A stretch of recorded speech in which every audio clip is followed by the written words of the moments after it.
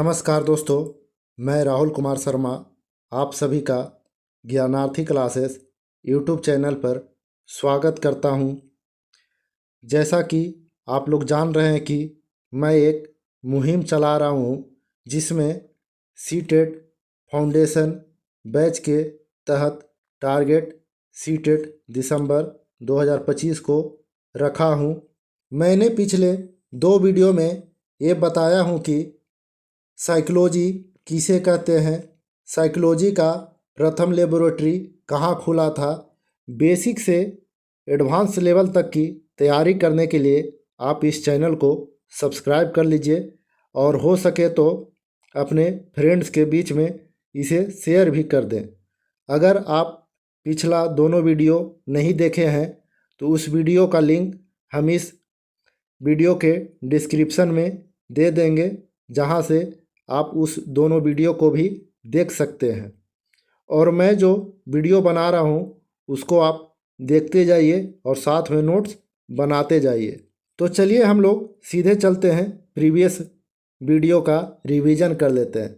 तो मैंने पिछले वीडियो में बताया था कि फर्स्ट साइकोलॉजी लेबोरेटरी यानी मनोविज्ञान की पहली प्रयोगशाला कब खुली थी, तो 1879 में खुली थी। किनके द्वारा खोला गया था यह प्रयोगशाला, तो विलियम वुंड के द्वारा खोला गया था। किस देश में खोला गया था, तो जर्मनी में खोला गया था। जर्मनी में कहाँ खोला गया था, तो लिप्जिंग यूनिवर्सिटी में खोला गया था। अब लिप्जिंग यूनिवर्सिटी का नाम बदलकर क्या रख दिया गया है, तो कार्ल मार्क्स यूनिवर्सिटी रख दिया गया है, लिप्जिंग यूनिवर्सिटी का नाम बदलकर।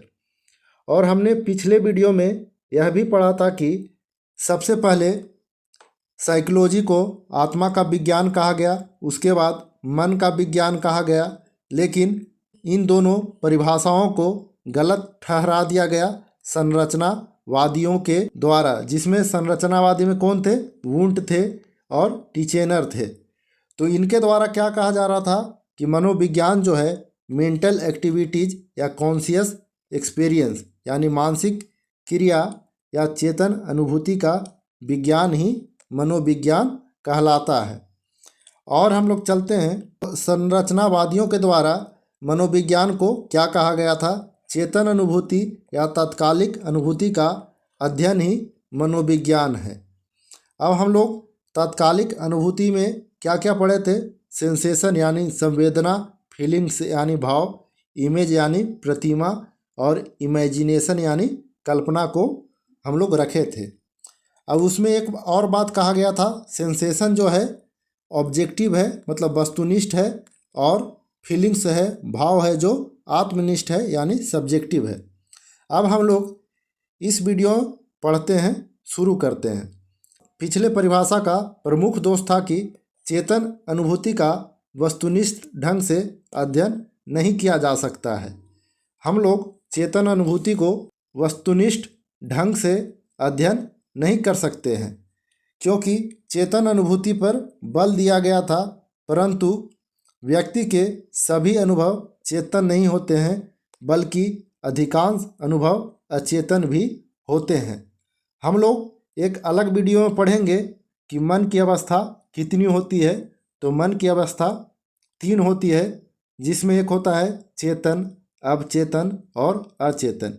इसके लिए हम लोग इसका एक डिटेल्स अलग से वीडियो बना देंगे। और दूसरा इसमें दोष था कि परिभाषा जो था प्रयोगात्मक स्वरूप की व्याख्या नहीं हो रही थी, और इस परिभाषा से प्रयोगात्मक स्वरूप की व्याख्या नहीं हो पा रही थी। इसके चलते संरचनावादियों द्वारा दिया गया भी परिभाषा को नकार दिया गया। संरचनावादियों द्वारा दिया गया परिभाषा से यह स्पष्ट नहीं होता कि मन की सभी अवस्थाओं का अध्ययन करता है या नहीं करता है। इसके आगे संरचनावादियों की परिभाषा में त्रुटि पाए जाने पर मनोविज्ञान की दूसरी परिभाषा दी गई, जो व्यवहारवादियों के द्वारा दी गई। इसमें व्यवहारवादी मनोवैज्ञानिक में सबसे प्रमुख हैं जे.बी. वाटसन। कौन है? जे.बी. वाटसन। अब व्यवहारवादियों के द्वारा मनोविज्ञान की एक अलग परिभाषा दी गई, वह परिभाषा क्या है, आइए हम लोग देखते हैं। मनोविज्ञान व्यवहार का एक वस्तुपरक विज्ञान है, यानी psychology is a positive science of behaviour. मतलब व्यवहार का एक वस्तुपरक विज्ञान ही मनोविज्ञान कहलाता है। किनके द्वारा यह कहा जा रहा है? व्यवहारवादियों के द्वारा यह कहा जा रहा है। इस परिभाषा के अनुसार जो था चेतन अनुभूति उसको बाहर कर दिया गया और बिहेवियर जो व्यवहार था उसका स्वरूप अधिक वस्तुनिष्ठ होने लगा। अब बिहेवियर से हम लोग क्या समझते हैं? व्यवहार से जैसे दौड़ना, रोना, हंसना आदि। इस व्यवहार को हम लोग क्या कर सकते हैं? देख भी सकते हैं और सुन भी सकते हैं। अब हम लोग पढ़ेंगे कि व्यवहार के कितने पक्ष होते हैं। व्यवहार के 3 पक्ष होते हैं। पहला है क्या, व्हाट, क्यों, वाई तथा कैसे, हाउ। अब हम लोग आगे देखेंगे।